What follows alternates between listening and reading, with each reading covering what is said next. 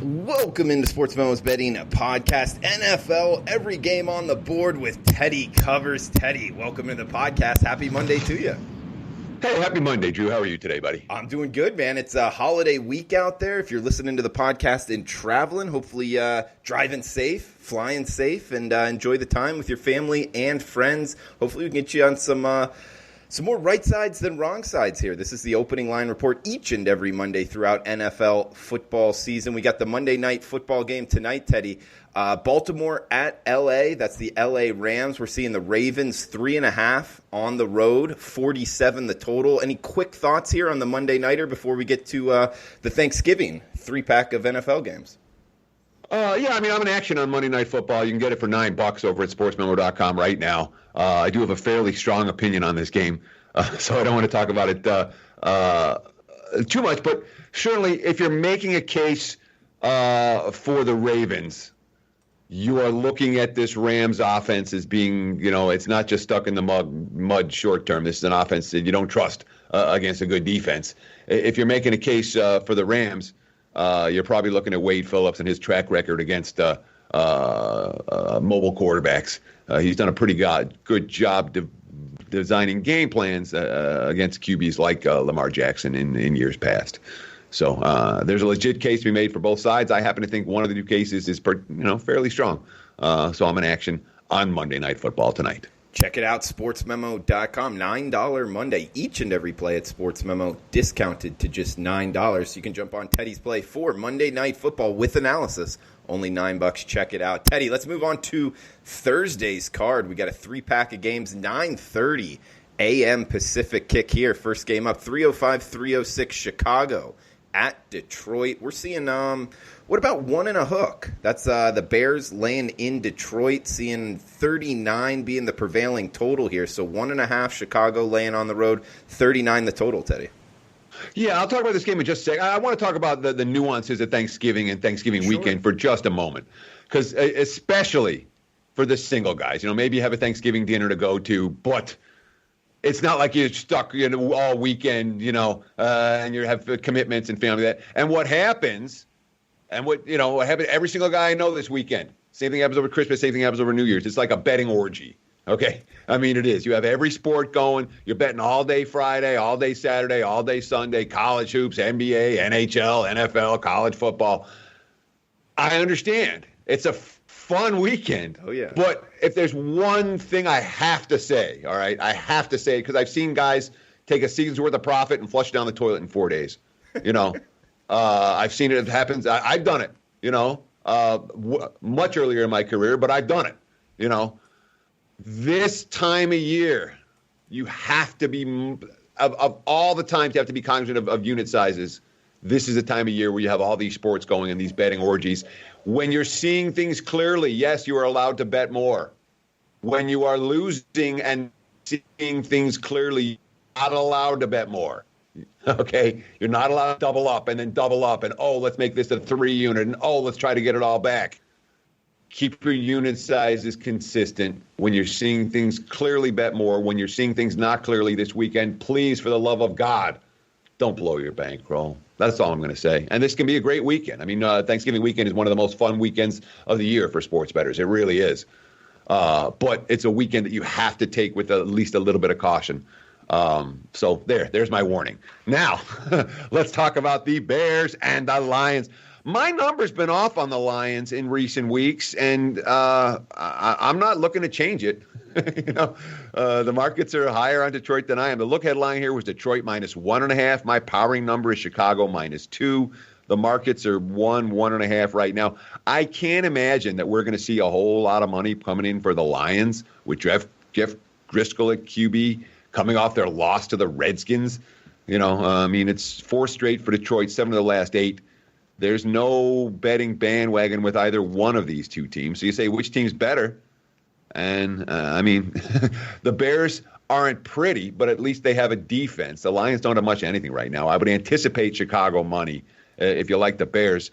And I'm not going to call this an emergency betting alert, but if you like the Bears, find a 1 right now. I think that'll be the best of the number that you can get. And the reason I'm not calling this an emergency betting alert, because we got 2 others, both around key numbers.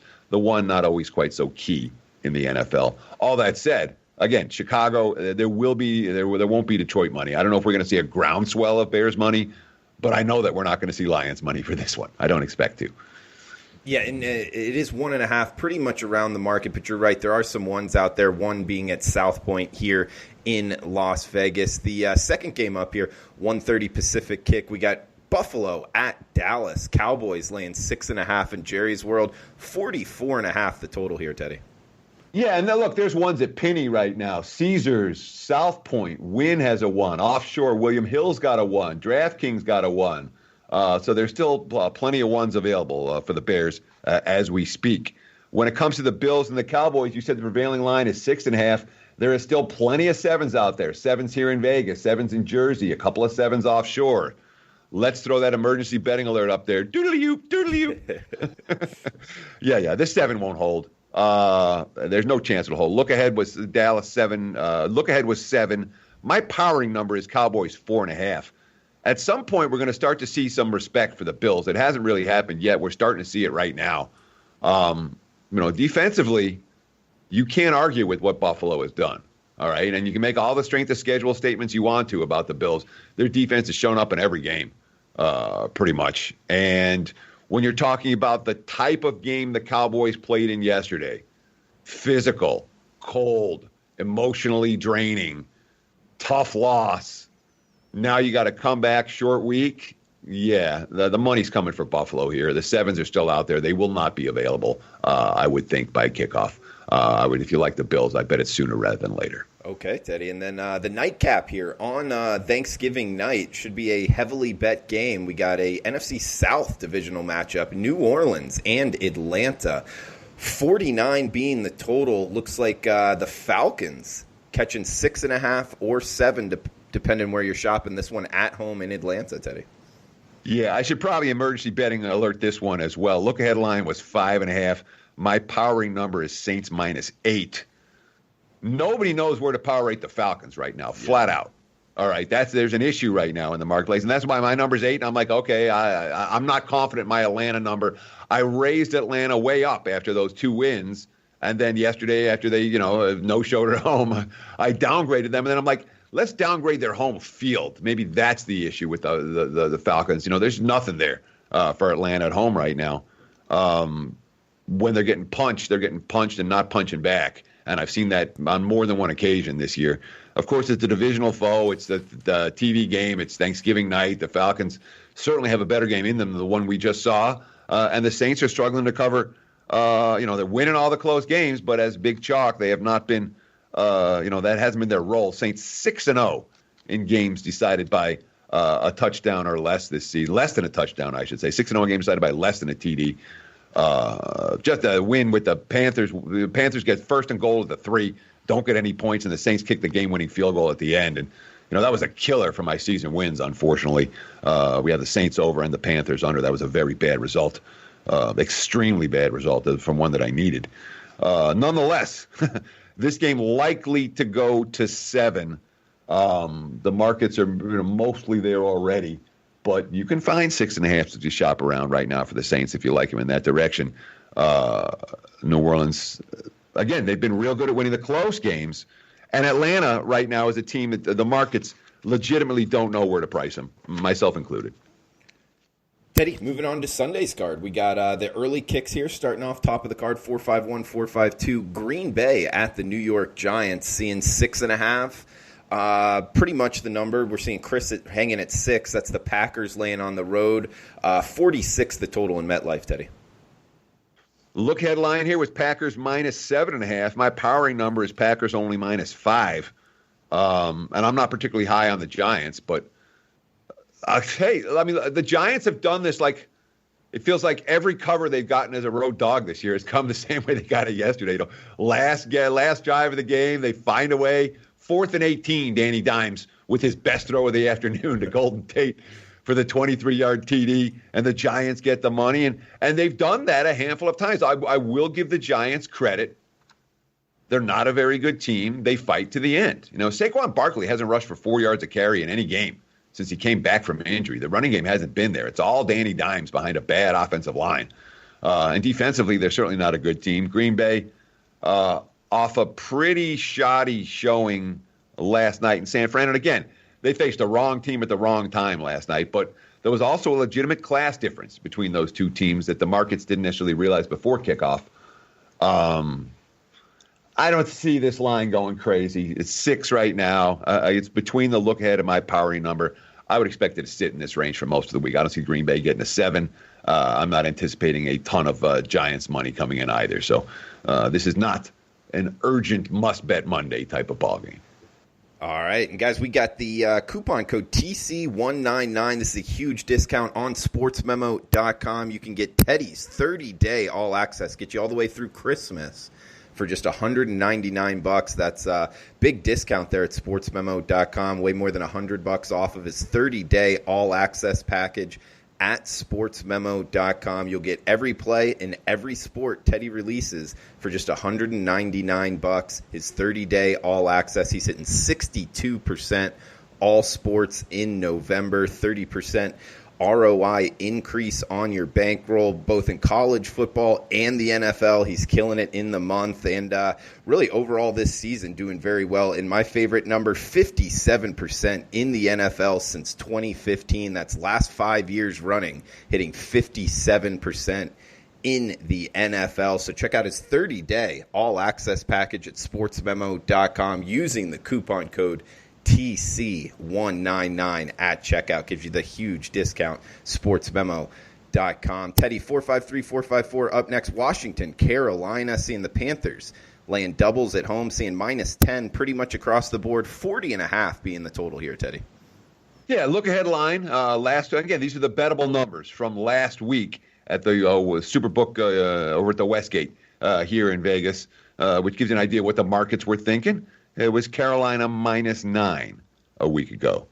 My powering number came Carolina 10.5, and the betting markets are at 10 right here. We're seeing under money early, and I wouldn't be surprised. Again, if you like the under, this is one you probably want to bet sooner rather than later. We're definitely seeing support for that. The Redskins are an under team right now. I mean, their defense isn't atrocious. Their offense is pretty dicey. Everyone's going to make fun of Dwayne Haskins for taking selfies instead of taking a knee. But the bottom line is the Redskins rallied from behind to win a game yesterday, which is something they haven't done a whole lot of. And Carolina found another way to lose. The kicker this time missed 2 extra points, missed a chip shot field goal, couldn't punch it in from 1st and goal at the 3 late. I worry about the Panthers in this point spread range. I did not like the quotes coming out of that locker room yesterday. All that being said, the early market indicators here are towards the under. If you like the under, that's one to bet now, not to wait. Teddy, next game up, San Francisco at Baltimore, seeing a limited marketplace here. 46 being the total with Baltimore playing tonight. You can see why, but the early numbers seeing 3.5 or 4. Yeah, look ahead line here was Baltimore -4.5. Going into Monday Night Football, I've adjusted for San Fran last night. I have not adjusted for Baltimore tonight. My powering number, obviously I haven't adjusted for Baltimore tonight. They haven't played tonight. But my powering number is Ravens -3.5. So I'm not surprised, again, that the markets are settling in that 4 range. I'll tell you this. Niners put everything into last night's game. I liked San Fran a fair bit last night. And the clients were able to cash in with that. I'm not convinced this is going to be their spot for what it's worth. But we'll see how Baltimore looks tonight. That, has a decent chance. I don't see it affecting the number significantly. If the Ravens get smashed tonight, that line's still going to come 3.5. If the Ravens look great and blow them out tonight, it's not going to go a whole lot higher, maybe 4.5. You know what I mean? So this isn't a spot where the Monday night game could we see a 6 on Baltimore if they kill him? I don't think so. Not as good as San Fran looked last night. So I don't anticipate tonight's game to be a significant mover off of the current, 3.5, 4s that we're seeing on this, even if Baltimore looks particularly good or they look particularly bad. I would expect it to come in that general range of higher than a field goal, shorter than 6. All right, Teddy, heading to the AFC South, we got Tennessee at Indianapolis, seeing the Colts -2.5 at home, 43.5 being the total here, Teddy. Yeah, this is doodly-oop time. There are still 3s out there. If you like Tennessee, You can also, Westgate's got a 3. Circa's got a 3. There's a 3 as we speak at Bovada. There was a 3. The penny's gone now. DraftKings has a 3. So there are a handful of 3s still out there as we record, and they will not be there for much longer. So doodly-oop all you want. This is if you like Tennessee plus the 3, grab it sooner rather than later. Look ahead was 3.5. My powering number's 4.5. Okay. Indy, it's not a Titan spot. I think Indy's the better of these two teams, flat out. And the fact that Tennessee blew out, the Jags have lost their last 3 games by 20+. We'll talk about them in a couple of minutes. Now, all the buys are over. But Tennessee's getting a fair bit of betting market support off of that. And it's not like Indy played bad at Houston the other night. They played well enough to win that game. It didn't work out. There were a couple of mistakes. There were a couple of iffy calls. It was tight. It was a tight game. But this is, and we saw betting market support for Tennessee last week, significant market support. We're seeing more of that again this week. The market's clearly like Mike Vrabel's club right now. So, from a value standpoint, Indy's going to 2.5. The threes aren't going to be there much longer. Teddy, we got Philadelphia at Miami up next. We're seeing the Eagles -8.5 or -9, depending where you're shopping. 46 being the total here in South Florida. Yeah, look-ahead line here was Philly 7.5. My powering number is Philly 7.5. The market's opened at 7.5. We have seen a little bit of Eagles money. But again, the Eagles played yesterday without their top 3 receivers, their leading rusher, and 2 Pro Bowl tackles. All right? When you play without that many, and I had Eagles over. And I really thought that team was injury-proof. I thought that, I'm like, they get injuries in the secondary, they're okay. They get injuries on the offensive line, they're okay. The defensive line, they have so much depth. But you can't, the offensive line, the tackles, you can't overcome both tackles getting hurt. You can't overcome your top 3 wideouts getting hurt. And and everyone's like, Carson Wentz sucks now. Of course he sucks now. He's got no one to throw to and no time to throw. Miami might be the proper elixir to solve some of Philly's woes. Although, again, it's a different spot here for the Dolphins. Last 2 weeks we haven't seen the same level. Certainly yesterday we didn't see the same level of effort from Miami. That was in the cold, on the road, and they were missing 3 of their 4 starters in the secondary. So it's certainly an injury report worth looking at. And I know this: I'm not excited about laying 7.5 with an Eagles team who just suffered brutal back-to-back home losses against the Patriots and Seahawks, and they're still live. It's worth noting Dallas lost, and they're still very much live in the NFC East. So to say that Philly's dead, I don't know that they're dead. I just don't know that I'm excited about asking them to win by more than a touchdown in a game where I would think Miami's going to show a little bit more than they did yesterday. Teddy, I just want to run a handicapping by you. You brought up in the cold, not showing the effort. I have Miami circled in my notes. Do you think there's something to look to bet on Miami at home in the situation that they are with motivation and being underdogs, and possibly look to fade them on the road? Do you think there's anything there to that towards the end of the season? I would say the stronger of the two would be we don't want Miami in cold weather games in late November and December. Okay. I'm not convinced they're bet on at home. Okay. I don't want the Dolphins in the cold. Not this year. Okay. No.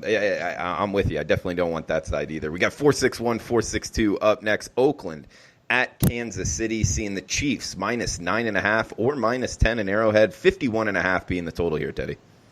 Look ahead line was 8.5. My powering number off Oakland's no-show yesterday was 8. We see this happen all the time where the markets, the team plays a bad game. The Raiders played a bad game yesterday. All right, the Raiders had been playing good football, and they had a bad game. That doesn't make Oakland a bad team. Their past defensive numbers are atrocious. And certainly when you think about what Kansas City's been able to do throwing the football around, you can understand why the number here is 9.5, 10. But note that it's not 10. It's 9.5, 10 right now. And the markets are saying, Kansas City doesn't deserve, there's clear resistance at 10 to KC. And I remember the first meeting between these two teams. I remember it well. The Chiefs had 28 points. The offense blew up in the second quarter, and they had 4 touchdown drives. The other three quarters, Oakland was absolutely the better team. The Raiders, they struggled in the red zone. They turned the ball over. But they moved the ball on the ground. They moved the ball through the air. They played really good defense with one bad quarter. I lean Oakland here. And the markets are telling me, again, the 9.5/10, there's resistance at 10. Not a ton, but enough. It tells me this line's not likely to skyrocket. All right, Teddy, we got Tampa Bay, Jacksonville up next. Jags laying 1 at home, 49 being the total here. Look-ahead line here was 4.5. You know what I mean? That's a big adjustment. Yeah. My powering number is 1.5. But, I mean, that's a significant adjustment off of 1 week in November. All that said, the Jags lost yesterday. There's no sugarcoating it. All right? When your team doesn't show up and then they don't show up again and they don't show up again, that's 3 weeks in a row. The Jags have lost by 20 or 3 games in a row. They had the London game and a bye week, and then they came back and back-to-back no-show losses. This is a team that the markets are crashing on right now. And, I mean, Jameis threw 2 picks yesterday. He leads the NFL with 20. And yet, he's got a pair of 1,000-yard receivers now in Evans and Godwin. And it's certainly a Tampa team that has fought the good fight all year. I would not be surprised at all to see Tampa go off as the chalk here. I don't think that we've seen a lot of wise guy support for the Bucs. We're seeing the markets crash on Jacksonville. From a public perspective, public doesn't want the Jags right now. They don't really want the Bucs necessarily either. But yeah, this line's not going up. It can only go down, and it's already gone down. We're looking at ones now, mostly across the board. Teddy, New York Jets at the Cincinnati Bengals, seeing Jets minus 4.5, 39 being the total here, Teddy. Yeah, look ahead line here was 3.5. My powering number is 4.5. Nobody wants Cincinnati. Let's start with that. Okay, so. As we saw yesterday, the Bengals, if you got them at the close, you pushed. But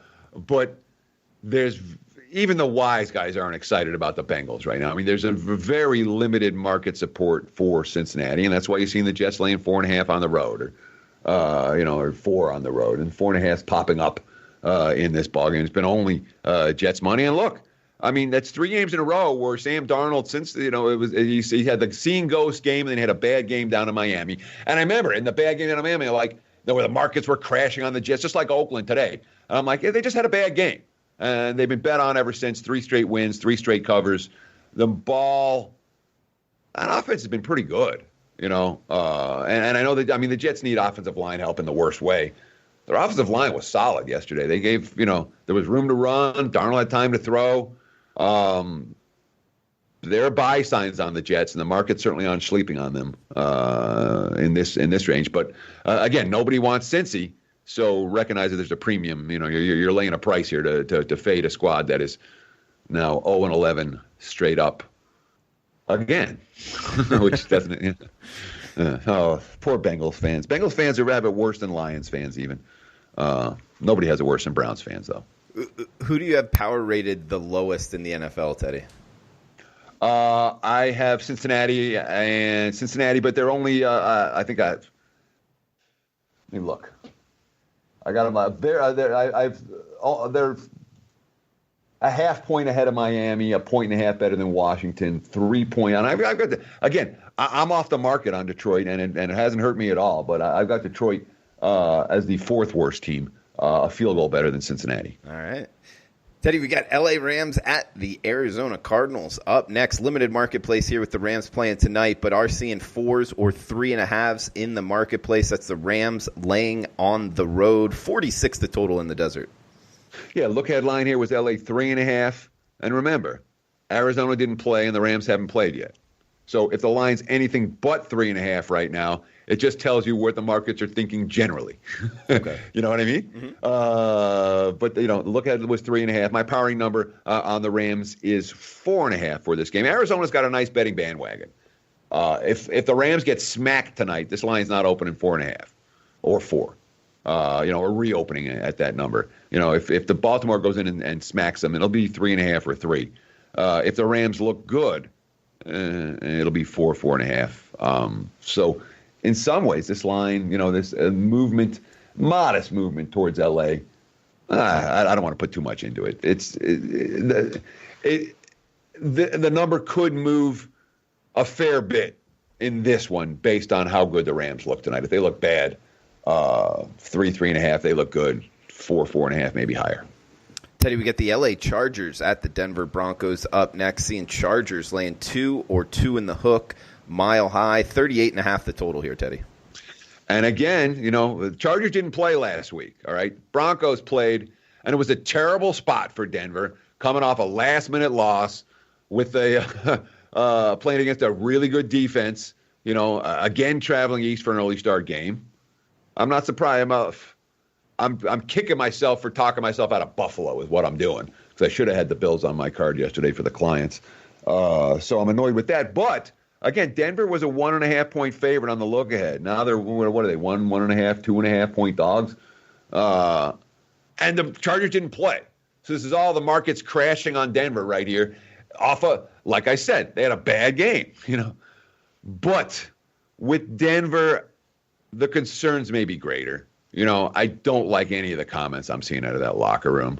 The Fangio experience is not, and I'm a Fangio fan, but that's not a team that's in love with each other and in love with their coach.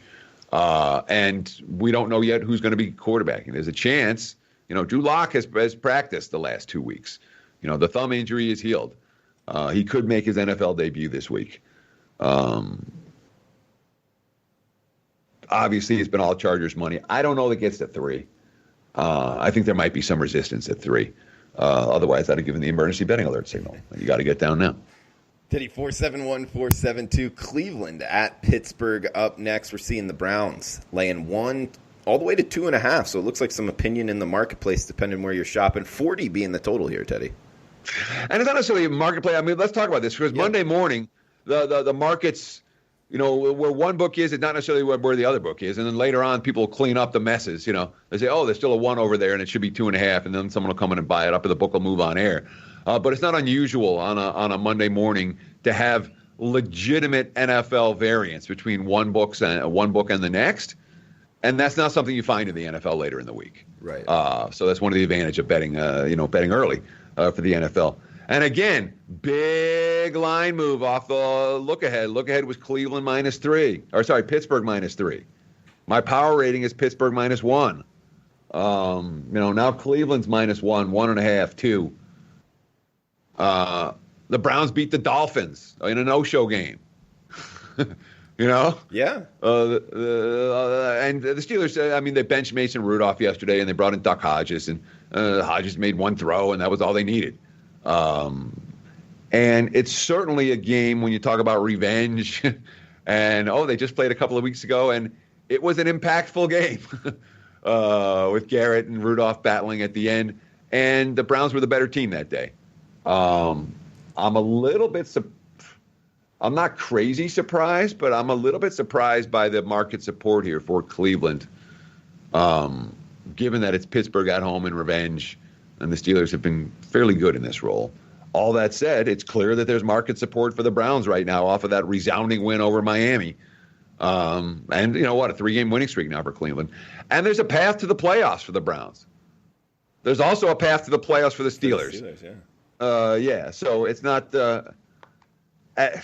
I can't see this line going a whole lot higher. I can't, but the markets are there. The markets are clearly pounding Cleveland today, for what it's worth. So if you like the Steelers, there's no rush to get to the window in this one. Teddy, think there's anything to the handicap from what happened last time these two teams played each other? And obviously not going to have Myles Garrett this time, but anything else like in terms of how much fanfare there was and how much mainstream media that there was? I mean, with the helmet swinging and everything. I think there'll be a fair bit of hype for this game, and so the fact that it was so recent, right? The fact that Cleveland controlled the game, the Browns defense was the dominant unit on the field in that game. Mason Rudolph was pretty bad. It'd be interesting to see who Tomlin goes with at quarterback this week, but the fact that Tomlin was willing to make a change tells us he'll go with the hot hand moving forward. And if Hodges struggles, maybe he goes to Rudolph. If Rudolph struggles, maybe he goes back to Hodges. I don't mind that for Pittsburgh. I'd rather have a coach who's, neither one of them is a good quarterback. So I have no problem with the coach saying, yeah, let's ride the hot hand. Yeah, me neither. I'm in that camp as well.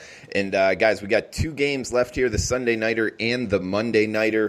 Get a look ahead at both of those. But remember the coupon code TC199. Big discount there at sportsmemo.com for Teddy Covers 30-day all-access pass. You'll get every play and every sport he releases for only $199. Well more than $100 off the retail price at sportsmemo.com. He's hitting over 60% in November, all sports November, 30% ROI increase for your bankroll, both in NCAA football. We got NFL hitting last 5 years at a 57% clip. So check them out, sportsmemo.com. $199 for 30-day all access. Get you all the way through Christmas. Sportsmemo.com. Coupon code TC199 at checkout. Teddy, the Sunday nighter. New England at Houston, seeing the Pats laying 3. There's some 3 with some juice out there as well. 44.5 being the total. Yeah, look-ahead line here was New England minus 4.5. My powering number is New England minus 3. Neither one of them, both these teams won, neither one covered this past weekend. And, I mean, the Bill O'Brien's track record in games like this has not been good as the Texans head coach. We'll put it that way. That being said, New England, all they do is continue to win games, and the defense has been so good. They still haven't faced a good offense clicking on all cylinders all year in conditions. And again, they had conditions in their favor yesterday. They won't have conditions in their favor in Houston, and the Texans do have a good offense. I'm fascinated to see what the Patriots D looks like this week, because this might be literally the first good offense they've played all year. Without conditions. I mean, and if New England shuts them down, then we have to give the Patriots a different level of credit than we're giving them. I already have New England power rated number 1 in the NFL, but it's not by any margin. I have the Saints right behind them, and the Niners right there, and so it's not like I have New England way ahead of the league. If the defense dominates this matchup, we're going to have to talk about the Patriots, defense and historical levels, which we haven't done yet because their quality of opposition has been so bad. All that said, the Patriots offense is, I'm not going to say it's broken, but it ain't working real well. Hard team to lay a price with, but I don't play a lot of Patriots game. I really don't. New England is that good. They have been that good against the spread. And yet I look at the Patriots now and I say this team is, they're not that great. So it's hard for me to I don't play a lot of Patriots game. I doubt I play this one. If I play it, I can only play the dog. Teddy, we'll be able to talk about the Monday nighter next NFL opening line report next Monday. But any quick look aheads here? Minnesota at Seattle, seeing the Seattle Seahawks minus 2.5 or minus 3. The 2.5s do have juice. 48.5 the total. A look ahead line here was 3. My powering number is 3.5, and the markets are at 3. Although there's going to be some wise guy support for the Vikings here. For as much as Seattle has impressed, and they've impressed in all kinds of different ways this season, their offensive line is still dicey. There's certainly a team, and that is a big concern against Minnesota coming off a bye and Zimmer with extra time and all of that. There'll be at least some Minnesota market support. The wise guys will be on the Vikings this week, I would think. In the sense that I'm not convinced that the 3s hold for this game. If you like Minnesota, grab a 3 today. I'm not going to hurt you. Teddy, great pod, as always, yeah. The NFL. Not going to 3.5. Yeah. Okay. Sorry. And guys, did want to do a quick programming note here for the holiday weekend. This is the NFL opening line report. We will do college football, every game on the board. Teddy will actually be the first guest up on that, knocking out a few games here in just a minute after we finish this. Then we'll have Robbie Vino, Mid-Major Matt, and Joe Renarian to finish it off. Monday and Tuesday will be the college football every game on the board podcast. And this will have to suit as the NFL every game on the board podcast due to everybody traveling. So, guys, hopefully you enjoy the pod. Teddy, anything else you wanted to throw out before we shut this down? No, I just want to say happy Thanksgiving. Thank you so much, guys, for taking time out of your busy day to hang out with Drew and I. And like you said, we have pods posted on Monday and Tuesday, and then nothing for the rest of the week. So enjoy your Turkey Day. And I look forward to doing another NFL opening line report next Monday. Good luck tonight. Good luck all week. Cheers. Cheers to you, Teddy. And guys, we will be back on Monday, NFL opening line report. And the coupon code TC199 at checkout for his 30-day all-access package at sportsmemo.com. Guys, thanks for tuning in. We'll be back with the College Football Every Game on the Board podcast.